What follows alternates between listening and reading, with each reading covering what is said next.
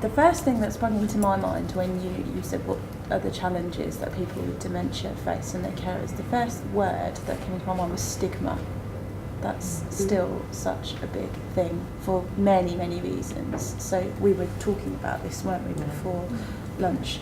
That thing about being afraid to go to the doctor and say that you think you might have a problem, that thing about being afraid to talk to other people, the thing about you come into hospital or at GP surgery or wherever it might be and you think you'll be judged and people will put a label on you, or as soon as you have dementia there'll be an assumption that you have to stop doing whatever you were doing before you had dementia and just be a person with dementia. And why is that? So I suppose for me, I'd be very interested in hearing what other people think about tackling stigma.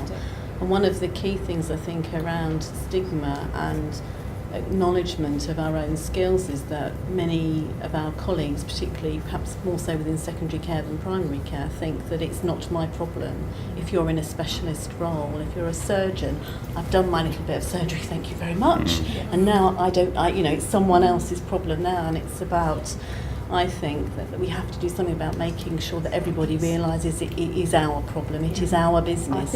Whatever role you're in, it's our business.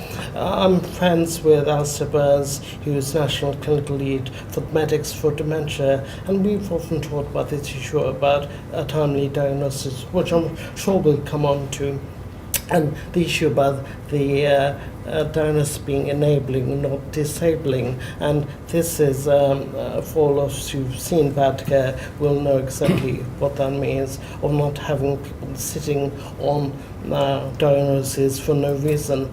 I think I'm really glad that we've picked up stigma as the first issue, because it literally underpins everything. And Shibley's just picked up there on early diagnosis. I think that whole debate about, why wouldn't you want an early diagnosis? Well, you can turn it around, why would you, if immediately you disappear as a person? We've got stuck in this discussion and dialogue about early diagnosis as opposed to a timely diagnosis, and the two things are really different. And I would advocate loudly for a timely diagnosis, but I think what's causing the concern about screening and case finding and early diagnosis is that there's a number of people who are finding themselves being diagnosed with mild cognitive impairments, and then they go away and they find themselves in limbo land. What do I do now? What's going to happen to me in 2 years' time? Obviously, we've been able to kind of mop that up and support and give them the diagnosis, but it's too late by that point. So how do we get to those people?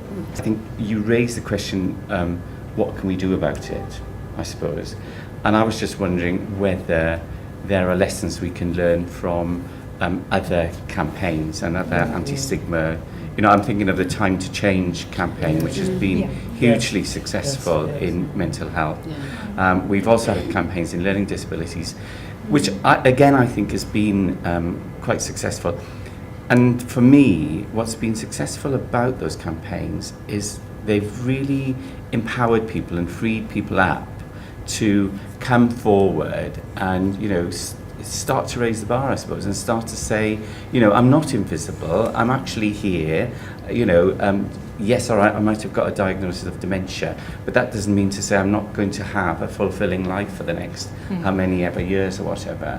I just wanted to say, picking up on the kind of the cultural bit, but about, I think it reflects everything really. I think is that each individual needs to be seen as an individual, and whether you're a member of the Chinese community or the Afro-Caribbean community, it doesn't mean to say that because you're part of that community you will know or predict what those needs are. So I think it's I think there's a lot of work within different cultures for needs for different kinds of stigma to be broken down, but each individual must be seen as an individual.